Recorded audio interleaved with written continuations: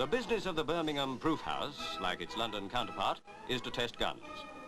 By law, every gun sold in this country must be put to the proof before it's offered for sale. British handmade sporting guns, which may cost up to £700 a pair, are in demand by sportsmen all over the world. And the Proof House OK is accepted in all English-speaking countries. Every part sent by gun makers is carefully tested. For instance, a loose-fitting action may cause an injury to the firer.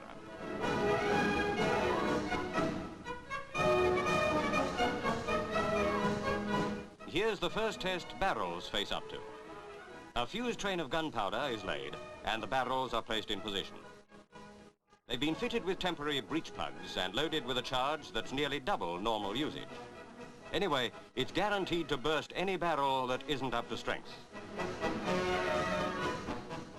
This cap, when detonated, sets off the gunpowder and so fires the barrels. It may look primitive, but no better system has been found.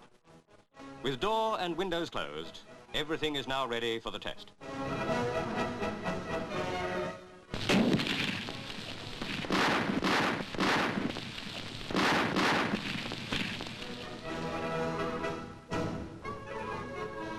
With the fumes let out, it's safe to go in and see the result.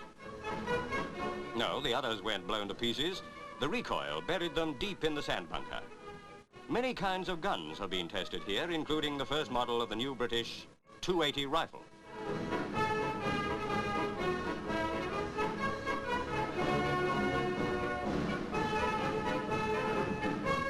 When complete guns are sent for testing, after the barrel test, the action is fitted.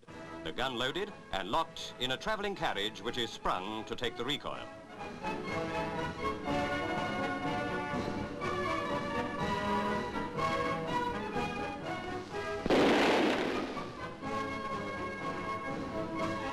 When a gun passes the test, each part is stamped.